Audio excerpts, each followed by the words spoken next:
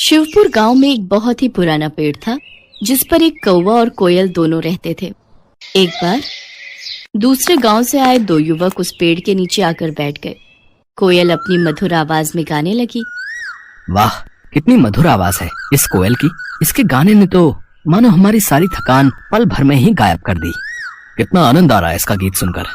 ऐसा लग रहा है ये सारा दिन ऐसे ही गाती रहे और हम इसके मधुर गीतों में खोए रहें। कुछ देर गाने के बाद कोयल चुप हो जाती है।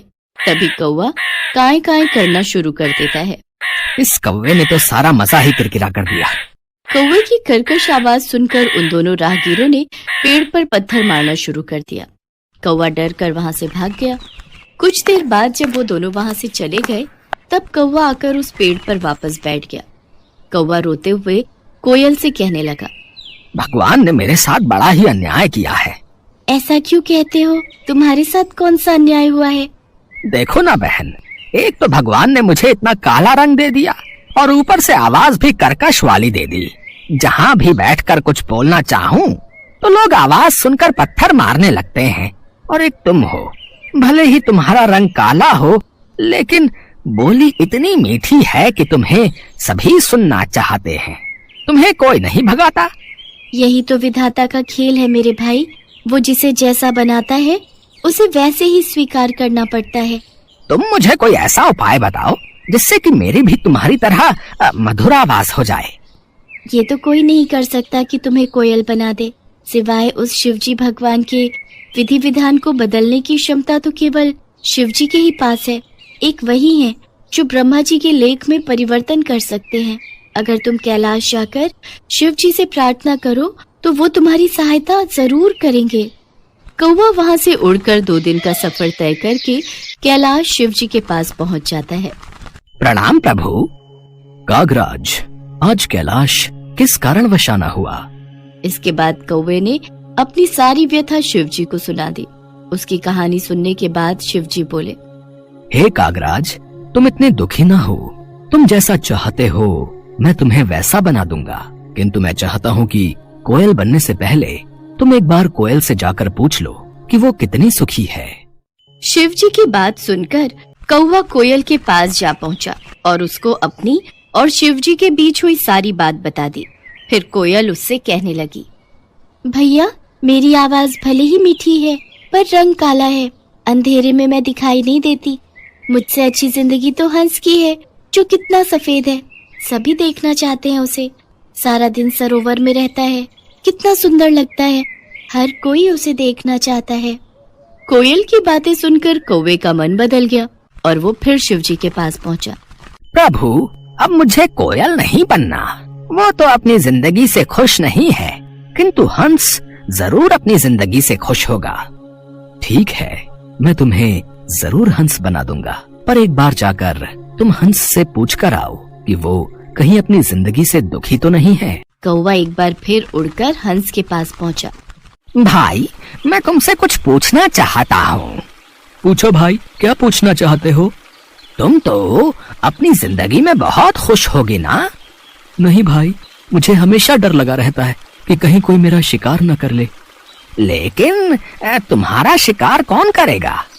आजकल हर कोई पानी में रहने वाले पशु पक्षियों को मारकर खा लेते हैं।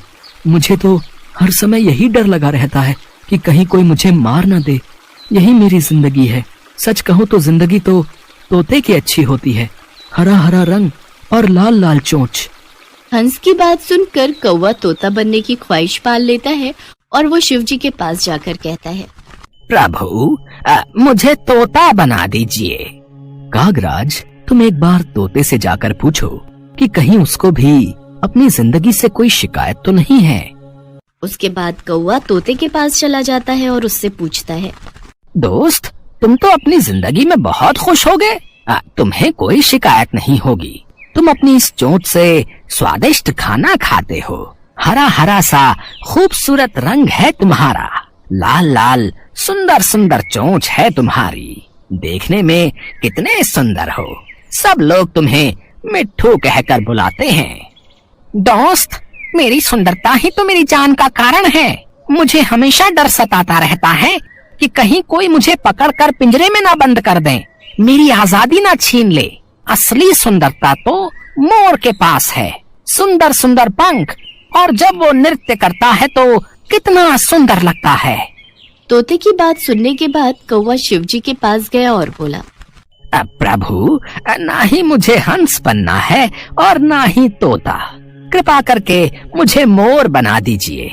मोर तो अपनी जिंदगी से बहुत खुश होगा। कागराज, तुम एक बार मोर से भी पूछ लो, उसे कहीं अपनी जिंदगी से कोई शिकायत तो नहीं है। कौवा मोर को ढूंढने गया, लेकिन वो उसे कहीं दिखाई नहीं दिया। फिर वो उसे चिड़ियाघर में मिलता है। भाई, तुम दिखने में कितने सुंदर हो। जब तुम नाचते हो तो तुम्हारी खूबसूरती में चार चांद लग जाते हैं। लोग तो तुम्हारे साथ फोटो खींचने में कितने खुश रहते हैं। और एक मैं काला कलूटा, अगर मैं किसी की छत पर भी बैठ जाऊं तो वो मुझे वहां से भगा देते हैं। अरे काहे की सुंदरता, इसी सुंदरता के कारण तो आज मैं पिंजरे में कैद हूँ। अगर बाहर रहता हूँ तो हर समय डर रहता है कि कब न जाने कौन आकर मेरे पंख नोच ले, कहीं कोई मेरा शिकार न कर ले। सबसे अच्छी जिंदगी तो तुम्हारी है। ना ही तुम्हें कोई पकड़ता है और ना ही तुम्हारा शिकार करता है। अपनी आजादी में रहते हो, लेकिन फिर भी न जाने क्यों तुम्हें खुद से शिकायत रहती है कि तुम्हारा रंग काला है और आवाज बेकार है। सच कहूँ तो यही तुम्हारा सुरक्षा कवच है। मैं तो ईश्वर से प्रार्थना करता हूँ कि अगले जन्म में मुझे कौवा ही बनाए। मोर की बातों को सुनकर अब कौवे को समझ में आ चुका था कि ईश्वर वही करता है जो तुम्हारे लिए अच्छा होता है, ना कि वो जो तुम्हें पसंद हो। ये सोचकर कौवा फिर शिवजी के पास पहुंचा और कहने लगा, प्रभु, मुझे ना तो तोता बनना है, न कोयल, न हंस और न मोर। मैं जैसा हूँ मैं वैसा ही ठीक हूँ प्रभु। शिवजी उसकी बातें सुनकर हंसते हैं और कहते हैं, कागराज, यही तो मैं तुम्हें समझाना चाहता था। हमें किसी से खुद की तुलना नहीं करनी चाहिए, क्योंकि वो हमेशा दुख का कारण ही बनती है और हर कोई अपने आप में श्रेष्ठ है। अब कौवे को सारी बात समझ आ चुकी थी। वो शिवजी से आज्ञा लेकर खुशी खुशी वापस कोयल के पास लौट जाता है। एक बार माँ पार्वती कैलाश पर भ्रमण कर रही थी। तभी उनकी नजर पृथ्वी लोक पर पड़ी। सेठ जी, ये माल गाड़ी में से उतार दिया है। ये ले, तेरे आज की कमाई के 200 रुपए। पूरा दिन मेहनत करके सिर्फ ये 200 रुपए ही कमाई हुई है। अब इसमें से 50 रुपए दूध के, 50 रुपए सब्जी के, बाकी बचे 100 रुपए जो पूरे 3 दिन चलाने हैं। हाँ, ये हो गए पूरे 50,000 रुपए। इन्हें तिजोरी में रख देता हूँ। नहीं भैया, ये बहुत महंगी साड़ी है, कोई सस्ती सी दिखा दो। हाँ, ये 150 रुपए वाली ठीक है। भैया, ये तीनों साड़ी पैक कर दो। ये लो 5,000 रुपए। माँ पार्वती गरीब और अमीर दोनों को देख रही थी। आखिर जिसे जो चाहिए उसे मिलता नहीं, और जिसके पास पहले से हो उसे और मिल जाता है। इस प्रश्न का उत्तर तो महादेव ही दे सकते हैं।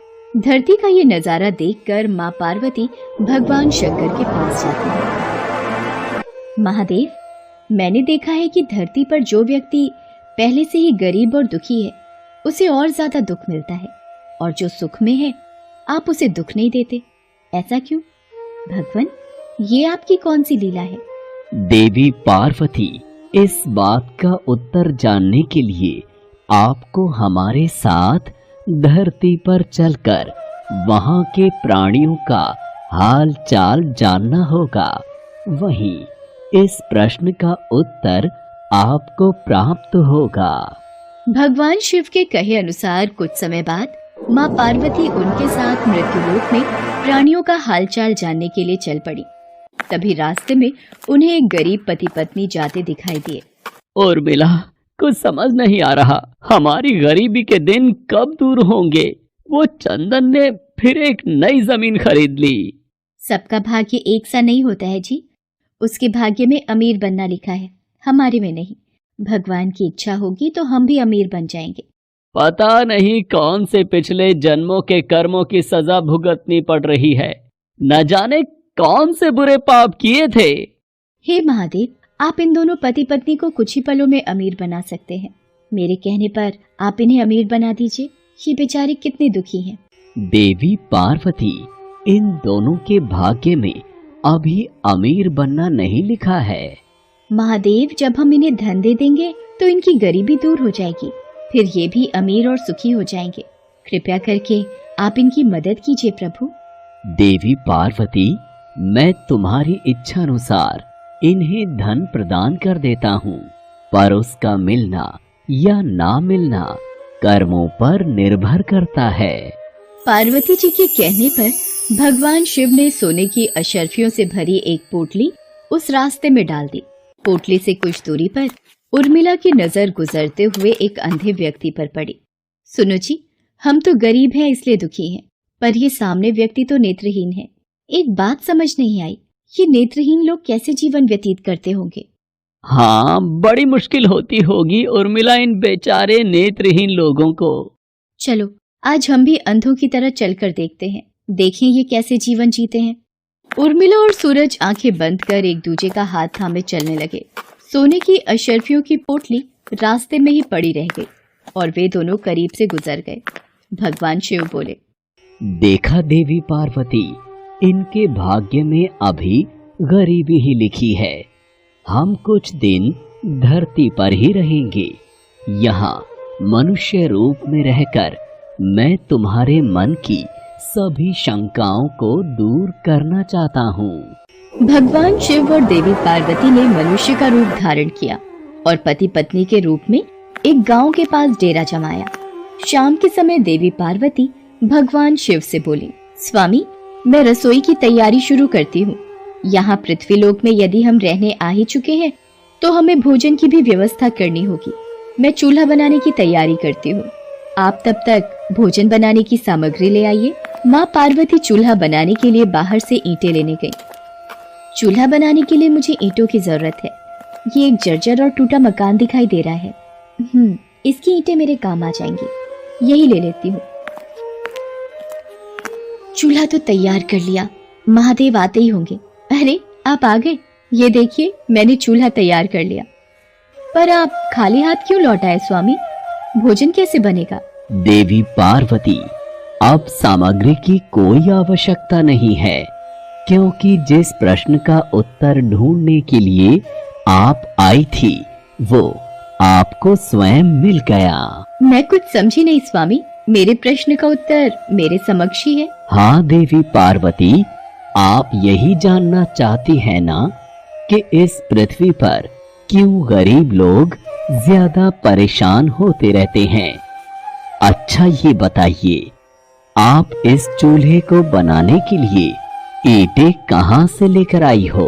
प्रभु, इस गांव में बहुत से ऐसे घर भी हैं जिनका रखरखाव सही ढंग से नहीं हो रहा है। उन पुराने घरों की जर्जर हो चुकी दीवारों में से मैं ईंटें निकाल कर ले आई। इसका मतलब जो घर पहले से खराब थे आपने उन्हें और खराब कर दिया, जबकि आप मजबूत घरों की दीवारों से भी तो ईंटें ला सकती थी। प्रभु, जो घर अच्छे और सुंदर दिख रहे थे उस घर के लोगों ने अपने घरों का रखरखाव बहुत अच्छी तरह किया है। ऐसे में उन सुंदर घरों को बिगाड़ना मुझे उचित नहीं लगा। देवी पार्वती, कुछ दिन पहले पूछे आपके प्रश्न का उत्तर भी यही है। जिन लोगों ने अपने जीवन को अच्छे कर्मों से सुंदर बना रखा है उन्हें दुख कैसे हो सकता है? इस संसार में हर मनुष्य अपने कर्मों का ही फल पाता है। सबके पास सब कुछ नहीं होता। मनुष्य के पिछले जन्मों का कर्म उसे इस जन्म में भुगतना ही पड़ता है, और यदि वो अपने इस जन्म और आने वाले अन्य जन्मों को सुखी बनाना चाहता है तो हमें सदैव ही पुण्य कार्य करते रहना चाहिए ताकि हमारे कर्म उसमें जुड़ते रहें। आपको ज्ञात है वो मार्ग में उस दिन एक नेत्रहीन व्यक्ति। हाँ स्वामी, मुझे ज्ञात है।